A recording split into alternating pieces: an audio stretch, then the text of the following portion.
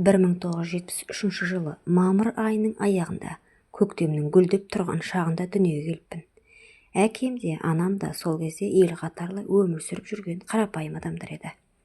Бірақ менің балалық шағым ертегі емес, жүрекке сызат түсіретін ауыр кеселіктерден тұрады. Біздің үйде қуаныш пен күлкі сирек болатын. Әкем ішімдікті ерте бастан әдетке айналдырды. Кешке қарай үйге мас болып келетін. Анаммен ұрыс-керіс күнде өтпейтін. Кейде анамды ұрып соғып, ыдыс-аяқты қиратып, үйдің ішін астан-кестен қылатын.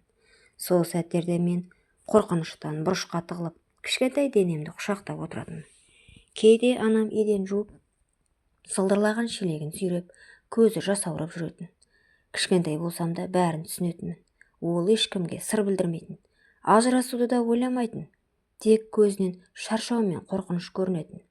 Менің бала жүрегім, неге біздің үйде тыныштық жоқ деп жиі сұрайтын өзімнен. Әкем кейде балабақшаға да мас күйінде келіп мені алып кететін. Қолынан арақтың иісі аңқып тұратын. Жол бойы үндемей жүретінмін. Өйткені сөйлесем, ашуланып ұрып жіберуі мүмкін еді. Кейде жолдан адасып, түн ортасында үйге әрең жететінбіз. Анам сонда да үндемей бізді қарсы алатын.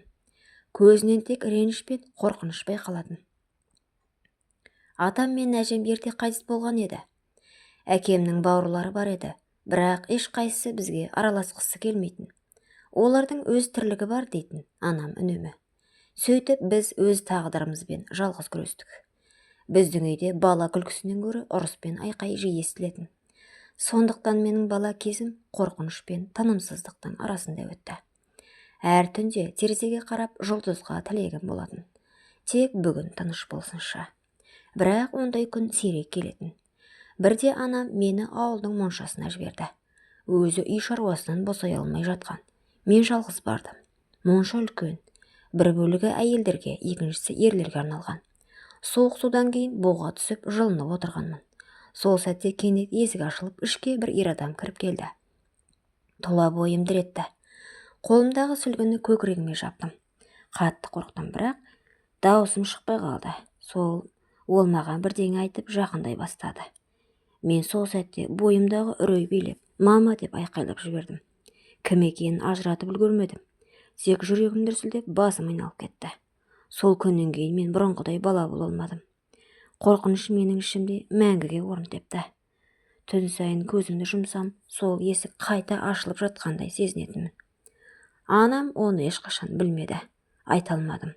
Айтсам, ол одан сайын қиналады ғой деп ойладым. Солайша менің балалық шағым ерте аяқталды. Басқа балалар қуыршақпен ойнап, күлкіге тоймай жүргенде, мен ересектердің өмірін тым ерте түсініп қойған едім. Сол үшін бәрін салып, қолынан келген істі жасады. Анамның жүзінен бір ғана ойды оқуға болатын, балалардың аш қалмауы еді. Бір күні шешім қабылдады. Қалаға көшеміз балалар. Мүмкін сонда өмір сәл жеңілдер деді. Солайша біз Алматыға аттандық. Кішкентай ауылдың тыныштығынан айырылып, қаланың шулы базарына келіп түстік. Анам шағын дүкенді арендаға алып саудаға бастаған. Әкем де бірге келді. Бірақ оның мінезі сол күйі өзгермеді. Ішімдіктен достығын үзген жоқ. Біздің тұрмысымыз өте жұпыны еді. Дүкеннің арт жағында шағын қойма бар. Түнге қарай сол қойманың үстінде картон төсеп, сонда ұйықтайтынбыз. Әкем мен ағам дүкеннің маңайында түнейтін. Анам мен біз балашаға ылғал басқан бөлмеде дірдектеп жататынбыз. Дәретханада, жуынатын орында жоқ. Біреудің үйінен рұқсат сұрап кезек-кезек кіріп жүретінбіз. Кейде таңғы салқынмен дүкенге суық тиіп, тамағымыз ісіп, ыстығымыз көтеріледі. Бірақ ешкімге айта алмайсың. Өйткені анаңның көзі үнемі бір орында. Таразы мен ақшаның үстінде сәл қателессең бір күндік табыс кетеді, ал ол табыс біздің тамағымыз. Менің балалық шағым сонда, базардың шаңында өтті. Қолымда сөмке, ішімде қорқыныш, көзімде үміт. Күн сайын анама көмектесіп саудаға кірісетінмін. Адамдармен сөйлесуді үйрендім, бірақ сенуді ұмыттым. Бірде анам айтқан, адамды ішкі ауыртпалығы емес, көрген мазағы өлтіреді. Сол сөз менің есімде мәңгі қалды. Әкем әлі де ішіп жүрді. Түнде дүкеннің алдында мас болып жатып, кейде бөтелкесін сындырған күйде ұйықтап қалатын. Анам үнсіз болатын. Бәлкім жылауға да, ренжуге де шамасы қалмаған шығар. Біздің өміріміз осылай өтіп жатты. Күн шықты базар, күн батты шаршау. Мектепке келіп базарға барамыз. Кешкі үйге келіп үйді тазалаймыз. Көршілер кейде күліп, оңтүстіктің балалары жастайынан еңбекқор болады ғой, дейтін. Бірақ олардың сөзінің артында мысқыл бар екенін сезетінбіз. Бір күні анамның базардағы орны жабылып қалды. Дүкен иесі аренда ақысын қымбаттатты. Біз амалсыздан көрші орыстың үйінен бір бөлмені жалдап тұра бастадық. Әкем ақшаның жоқтығынан арақ үшін күн сайын ұрыс шығаратын. Біз қайтадан бұрынғы күйге түстік. Айқай, ыза, үнсіз көз жасы. Анам кейде түнімен терезеге қарап, шай ішіп жылап отыратын. Мен оның ойында не бар екен білетін. Қашан бәрі тынышталады. Бірақ осы сұрақтың жауабын ешкім білмейтін. Сол кездері менің ішімде бір арман пайда болды. Тек анамды осы азаптан құтқарып алсам ғой деген. Бірақ ондай мүмкіндік менде жоқ еді. Қала өмірі бізді бірте-бірте өз ырғағына жұтып жатты. Біз 2 жылдай сол бөлмеде тұрдық. Бірақ бір күні үй иесі, үйді босатыңыздар, қызым келеді деді. Тағы да көшу, тағы да белгісіздік. Сол кезде анам Алладан тек бір нәрсе сұрады. Жаратқаным, балаларымды сақтай көр. Біз көшенің қарсы бетіндегі жатақханадан бір бөлме тауып, сонда орналастық. Сол кішкентай бөлме бізге аспаннан түскендей бақытты көрінді.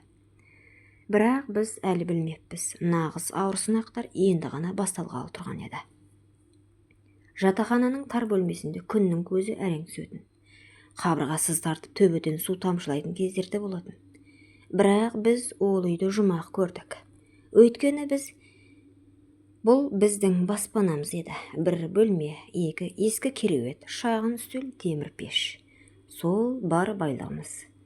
Анам таң атпай базарға кететін. Мен сабаққа барып кешке дейін өз бетінше жүретін болдым. Кейде терезеден төмен қарасам, көшеде өмір қайнап жатыр. Жастар күледі, жұптар қол ұстасады.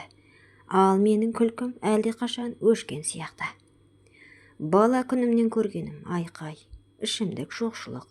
Әкем үйге келген сайын бәріміздің жүрегіміз зырқ ететін. Кейде мас күйінде анама қол көтеріп айқайлап, бәрі сенің кесірің деп кінәлайтын. Ал анам үнсіз қалатын. Ол үнсіздіктен мен әлемнің барлық мұңын еститінмін. Түнде ұйықтай алмай төбеге қарап жататын. Бөлменің ішін анамның тынысы, пештің сықыры ғана толтырады. Жүрегімде бір ғана ой бар, қашан бітеді екен осының бәрі. Күндер осылай өтіп жатты. Мектеп бітіретін жылға да жеттім. Қыз болып бой жеттім, бірақ ішімдегі жара жазылған жоқ. Сол жалғыздың ортасында мен өзіме жақын бір адамды жолықтырдым. Ол анамның базардағы танысының інісі еді. Аты Ерлан. Біз алғаш рет дүкеннің алдында кездестік. Ол анама көмектесіп жәшік көтеріп жүрді. Бойы биік, көзі жылы, даусы баяу. Әкемнен көрмеген мейірімдікті бір сәтте оның көзінен көргендей болдым. Сол сәттен бастап жүрегім тыныштық тапқандай болды. Бір күні болмаған, кітап оқығанды жақсы көресің бе деді. Мен ұялшақ күліп басымды изедім. Сол күннен бастап кешкісін мен аялдамаға дейін шығарып салатын болды. Әңгімеміз тоқтаусыз өрілетін. Мені ешкім бұлай тыңдап көрмеп еді. Күндердің күнінде ол қолымнан ұстады. Сол сәтте жүрегім тоқтап қалғандай болды. Бір сәтте барлық қорқыныш, барлық ауырлық ұмытылып кеткендей. Мен алғаш рет өзімді тірі адамдай сезіндім. Алайда өмірде қуаныш ұзаққа бармайды екен. Бір күні анам базарда бас айналып жүріп құлап түсті. Шаршаған, әлсіреген, дұрыс тамақ ішпейтін. Мен оның жанында отырып жылап, анашым, бәрі жақсы болады дедім.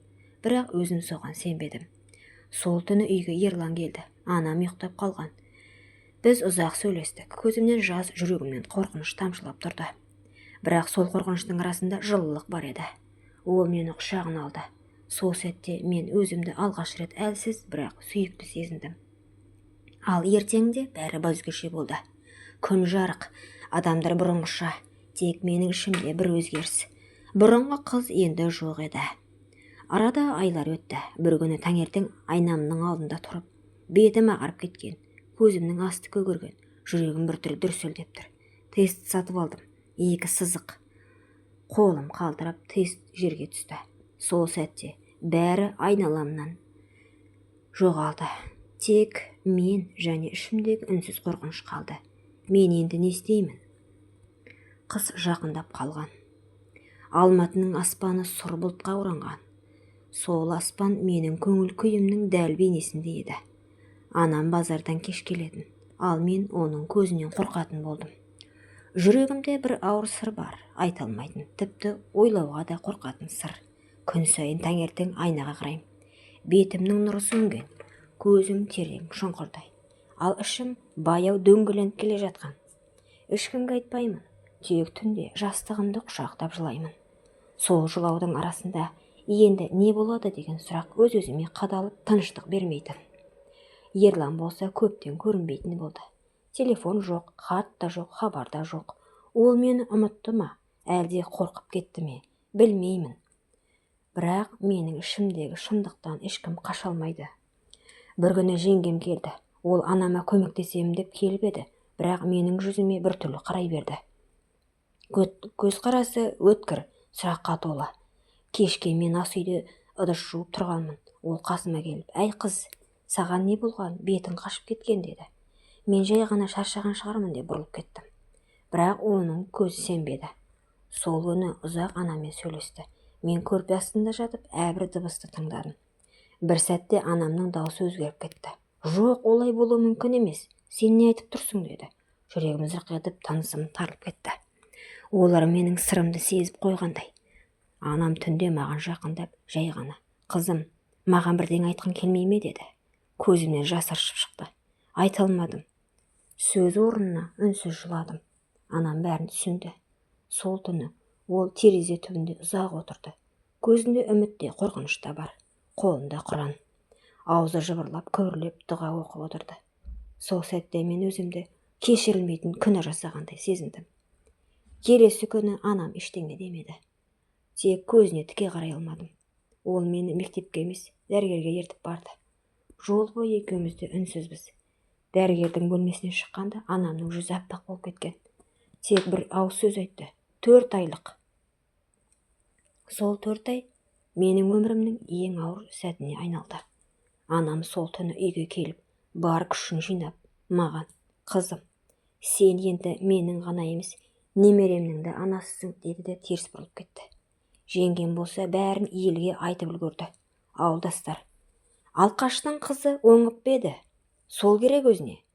Көтіне ие болмаған ғой деп өсек таратты. Кейбірі жаны ашып қарады, кейбірі тіпті жолымды кесіп өтетін болды. Ал мен үнсіздікке сіңіп кеттім. Күн сайын айнаға қарап ішімдегі баламмен сөйлесетін болдым. Кешір мені, сенің кінәң жоқ. Мен тек өмірден аздап мейірім іздедім. Бұл сөздерді айтқанда көзімнен жас ағып тұратын. Анам күн сайын базарға баратын, бірақ бұрынғыдай емес еді. Құшағы суық, жүзінде мұң бар. Ол енді бұрынғы ана емес. Тағдырдың алдында иілген, бірақ сынбаған әйел. Семеді, қаланың аспаны бұлтсыз, бірақ менің көңілім қара түнектей. Мен үйде жалғызбын. Терезенің ар жағында өмір өз ақысымен өтіп жатыр. Көршілердің қыбыр-сыбыры көбейді. Мені мүсіркейді, жек көреді, бірі бетіме түкіреді. Ал мен 17-ге жаңа толған қыз, өмірден қорқып қалған бейкүнә біреумін. Бір күні есік қағылды. Есікті ашсам Ерлан. Сол баяғы жылы жүз, бірақ көзінде жат су бар. Ол үндемей тұрды. Менің ішіме көз түскенде демі тоқтап қалғандай бұл. Бұл не болды дейді. Мен жауап бердім, қолыммен ішім сипап, бұл бала сенен деп сыбырладым. Ерланның жүзіне неше түрлі сезім қатар жүргізді. Қорқыныш, ашу, өкініш, бірақ бір сәтке ғана. Сосын ол кілт бұрылып кетіп қалды. Есік тарс жапқан даусы жүрегімнің есігінде тарс жапқандай болды. Сол күннен кейін мен оны көрмедім. Анама ештеңе демедім. Тек іштей жанып жүрдім. Жеңгем бәрін білсе де, еркектердің бәрі сондай деп мырс етті. Бірақ ол сөз маған жұбату емес, қарғыс сияқты тиді. Анам күн сайын шаршаңқы күйде келетін. Кей күндері жылап, менен жасырып теріс айналатын. Ол мен үшін күресіп жүргенін сезетінмін, бірақ оның да күші жетпейтіні. Бір күні ол базардан ерте келді. Бетінің түсі қашқан, демі ауыр. Қолында дәретхана қағазы мен кішкене пакет қана. Келді де орындыққа отыра кетті. Мам, не болды дедім. Ол үнсіз кеудесін ұстап тұрды. сосын баяу құлады. Жүгіріп барып басын тіземе қойдым. Анашым, дедім айқайлап. Ол көзін әрең ашып сыбырлады. Қызым, сен тірі бол, ешкімге иілме. Сол сөз оның соңғы сөзі болды. Сол сәт менің ішімдегі бала қозғалып кетті. Өмір мен өлім бір мезгілде менің денемде тоғысып жатты. Анамның жүрегі тоқтағанда ішімдегі баланың жүрегі дүрсілдеп тұрды. Анамды туысымыздан артық болып кеткен қарапайым базардағы жанашыр таныстар көмектесіп жерледік. Көршілер жас әйелдің ғұмыры қысқа болды деп күрсінді. Ешкім шын мәнінде не болған білмеді. Бірақ мен білдім. Оны өлтірген өмірдің қаталдығы мен қоғамның таспаурылығы еді. Сол күні мен жалғыз қалдым. Қолыммен ішімді сипап терезеден айға қарадым. Анашым, мен енді жалғыз емеспін. Менде сенің жалғасың бар, дедім. Жыладым. Жел ғана жауап берді. Бірнеше аптадан соң Ерланның үйленгенін естідім. Жеңгем айтты, байдың қызына үйленіпті. Өмірі ғой, деді. Терезенің алдында боран ұлып тұр. Бүгін менің балам дүниеге келмек. Дәрігерде туыста жоқ, тек мен, жалғыз мен ғана. Түн ортасында толғағым басталды. Жатақхананың көршілері есікті қағып жедел жәрдем шақырдық деді. Хаты толғақ басталғанда менің ойыма анам түсті. Ешкімге иілме, тірі бол деген сөзі. Мен сол сөзге жабыстым. Таң ата кішкентай әлсіз үн бөлменің ішін жарып шықты. Жылаған баланың даусы. Сол сәт мен үшін өмірдің қайта басталғандай болды. Ол кішкентай, бірақ мені өмірге қайта оралтқан күшке айналды. Күн артынан күн өтіп жатты. Мен баламды жыл орап базарға шығатын болдым. Бір қолымда дорба, екінші қолымда сәбиім. Адамдар мені көріп, кейі ая, кейі күліп қарайтын. Бірақ мен ішімде ұят емес, тек мақтаныш қана болады. Мен анамын. Кей күндері балам аштан жылайтын, сүтім жетпейтін. Кездерде жылап отырып суға нан турап беретін. Кейде базардағы сатушылар аяп, артық нан не алма тастайтын. Мен солардың мейірімін Алланың белгісіне қабылдайтынмын. Дар өтті. Менің ұлым Айсұлтан мектепке барар жасқа жетті. Бір кезде базар аралап дорба сүйреткен әлсіз әйел енді өз қолымен тағдырын қайта құрып жатты. Таңмен таласа тұрып, ұлымды мектепке апарамын. Кешке дейін тігін цехында жұмыс істеймін.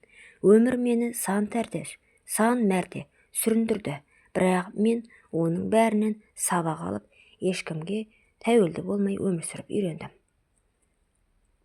Күні цехтағы қыздар шулап келді. Жаңа басшымыз келеді екен, бәріміз дайын болайық, деді. Мен мән бермей, инемді жіпке сабақтап отырғам.